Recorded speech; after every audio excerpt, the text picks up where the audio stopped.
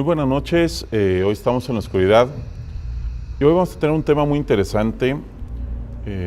Normalmente cuando estamos hablando de diversos temas, estamos hablando sobre religión, estamos hablando sobre Semana Santa, siempre cae a la mesa algunas pláticas sobre la vida de Jesús y a partir de algunos libros muy interesantes y unas películas que hicieron después, el Código Da Vinci, surgieron algunas, podemos llamarlas dudas, ideas distintas o algunos, podemos rumores, se podría decir, sobre su vida y sobre algunos acontecimientos que rodean la vida de Jesús. Para esta noche tenemos la presencia y contamos con el honor de que nos acompañe don Miguel Picado, presbítero, profesor, jubilado de la UNA. Sí.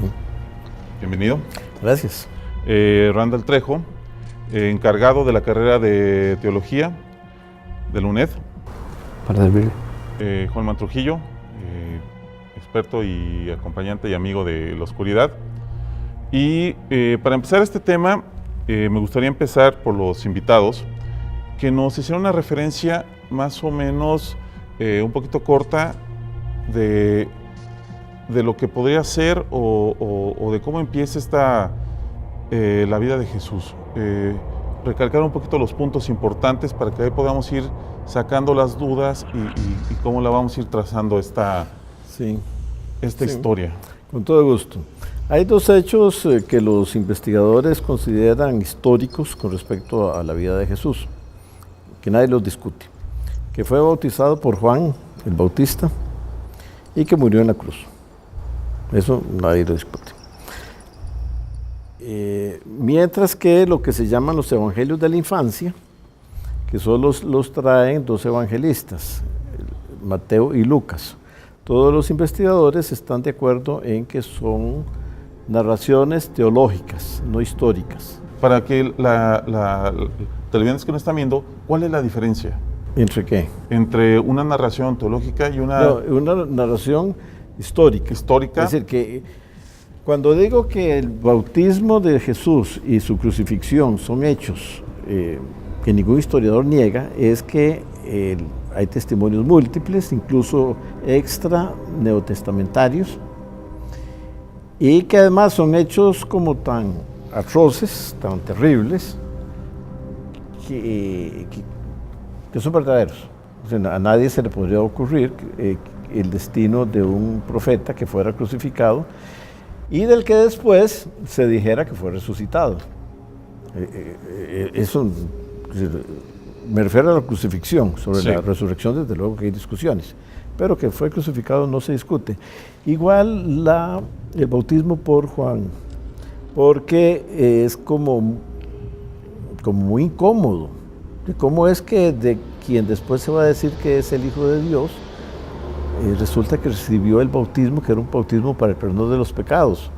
¿Cómo es el que nació sin pecado original, sin ningún pecado, y no cometió ningún pecado, recibió este bautismo? Es un hecho como muy controversial. Claro. Y además la existencia del bautista también está muy atestiguada, no solo por el Nuevo Testamento.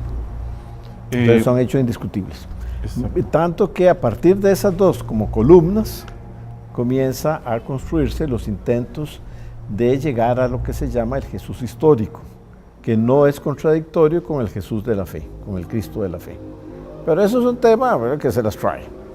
Exactamente, es lo que queremos, porque siempre sale, digamos, uno lee la Biblia, uno está escuchando, uno ve libros, ve películas, pero a veces sí quedan ciertas dudas, no de la existencia, no de muchas cosas que están escritas en la Biblia, pero sí de repente uno escucha de algunos escritos por ahí perdidos y que algunos que se encontraron y que hay una época perdida de Jesús que no se sabe en dónde estaba y dónde fue, digamos, en dónde estudió, en dónde fue. Sí, yo creo que se ha hecho mucha especulación, pero sin base.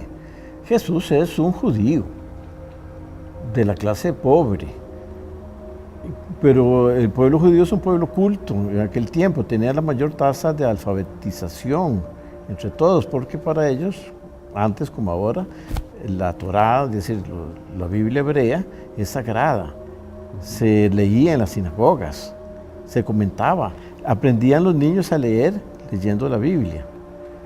Y Jesús hereda toda esa tradición ya para entonces de 1500 años de un pueblo que se va construyendo en la esperanza. Entonces Jesús no necesitó ir ni a Egipto, ni a la India, ni a ningún lugar para aprender la cultura de su pueblo. Más bien es el hijo de Israel. Él absorbe todo aquello. Y bueno, a saber, y tal vez no todo el mundo lo sepa, pero hay antropólogos bíblicos que se dedican a seguir buscando, digamos, las pruebas reales, ¿cómo podría explicarlo? Pruebas tangibles, científicas, de la existencia de los hechos de la Biblia. O sea, hay gente que estudia arqueología que está buscando esas pistas, esas pruebas. Sí, encuentran cosas y a veces hay errores. Por ejemplo, un error muy frecuente, que a los que sabemos de estas cosas nos hace un poco sonreír, es cuando dicen que encontraron las tablas del Arca de Noé. El Arca de Noé es un mito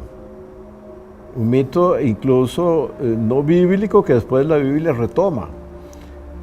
Entonces nadie puede encontrar esas tablas del Arca de Noé, nunca existieron, nunca hubo arca. Este comentario es muy interesante porque, Randall, tú nos puedes ampliar un poquito el tema también para ir entrando todos en conversación. Y yo siempre lo había pensado que la Biblia tiene muchos misterios y está encriptada y tiene como algunas cosas para reflexión y muchas otras que sí son o sucedieron lógicamente a cuestión de la fe de cada quien, ¿no? Y hay otras cosas que se han ido probando históricamente. Pero yo creo que algunas, como nos comenta don Miguel Picado, están hechas para la reflexión y en base a algunas otras historias que van rodeando todo esto, ¿no? Sí. Desde la pregunta inicial, aún los teólogos no hemos llegado a conclusiones, ¿verdad?, certeras con respecto a esto. Lo que don Miguel apunta es muy cierto, ¿verdad? No podemos negar que hubo un hombre que se llamó Jesús y que de muchas formas fue admirado y tuvo su propaganda, por así decirlo, pero si nos sacamos de textos bíblicos, extra Biblia, hay más escritos sobre Juan el Bautista que sobre Jesús, ¿verdad? Entre los escritos romanos y etcétera, algunos famosos filósofos, se habla más de Juan que de Jesús, entonces, ¿verdad?, entramos en un problema. La pregunta inicial era sobre la niñez de Jesús. Tenemos algunos rasgos de la niñez de Jesús. Por ejemplo, el nacimiento de Jesús en Mateo, que no, aunque es el primer evangelio en la Biblia, no es el primer evangelio que se escribe. El primer evangelio que se escribe es Marcos. Y no tiene nada, no nos dice nada de la niñez de Jesús. Acomodaron a Mateo de primero porque cuando se acomodó la Biblia y se tabuló, me imagino, no estaban las herramientas que tenemos ahora, psicología, antropología, sociología y hasta la misma filosofía que viene a aclarar muchas cosas en la Biblia.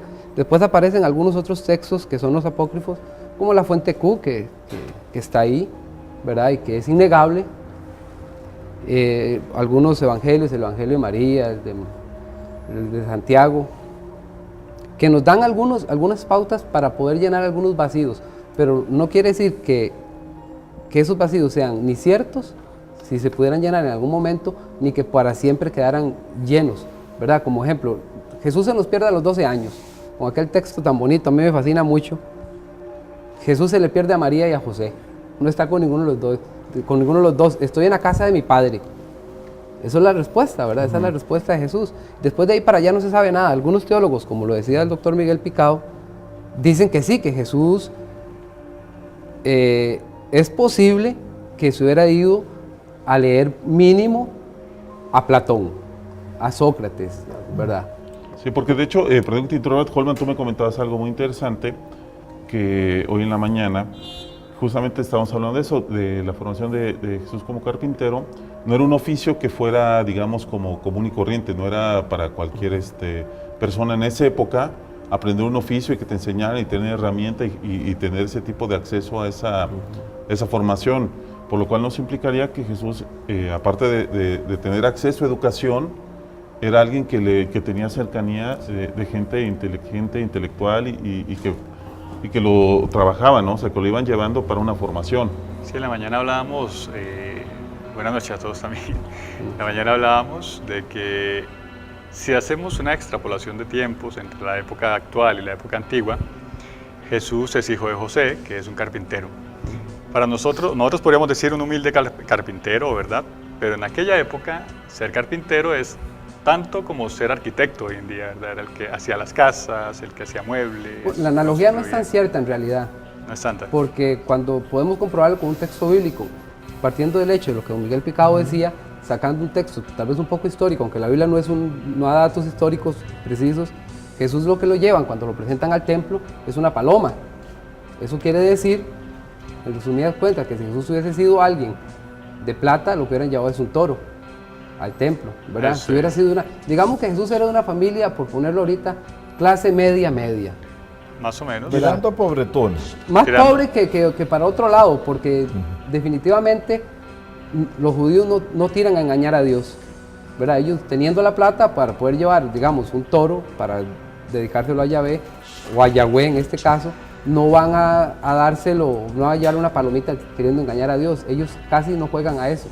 Eso es muy, creo que, de nuestra cultura cristiana. Muy de nuestra cultura. Sí, hablamos un poco acerca de que ser carpintero o tener un oficio en la antigüedad, o sea, como lo que tenía José, pues igual no te iba a ser millonario, pero sí te daba un buen rango de estar comunicado con ciertas personas. Por ejemplo, ubiquémonos en un carpintero de aquella época, era el que le construía casas a quien tenía dinero para construir casas o quien tenía el medio para construir un espacio, ¿verdad?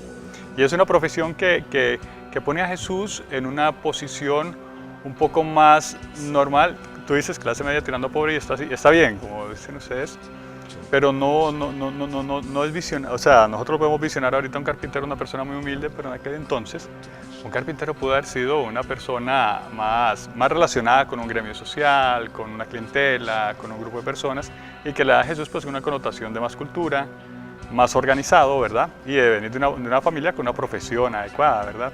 Estábamos como comentando en la mañana, ¿verdad? Entonces, solamente que obviamente a lo largo de la historia pues hemos tenido, siempre se ha caracterizado a Jesús por la humildad, por el compartir, por ese don hermoso de brindarse a los demás dentro de sus ambientes humildes, generosos. Su misma doctrina es dar a los demás, brindarle a los demás, y desde su posición, ¿verdad? O sea, estamos hablando de un Jesús que tenía ese don de no me interesa el dinero, me interesa es lo que podamos hacer en pro de los demás, lo que podamos compartir con los demás, y basado pues en su ambiente.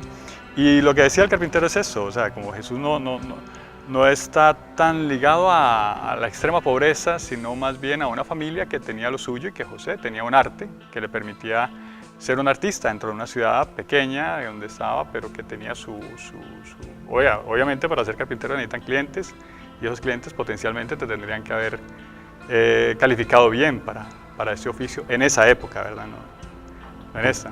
Porque de hecho, Jesús recibe una educación bastante amplia. No sabemos. Digamos, para la forma en la que él se dirige, y aparte porque todos, digamos... No. Más bien... O sea, para mi punto de vista, y tratando yo de ser neutral acá, de sacar las dudas y de que todo el público lo pueda saber, para mí yo creo que él debería de haber sido, o tendría que haber sido una persona que tuvo acceso a bastante educación, puesto... No se le nota.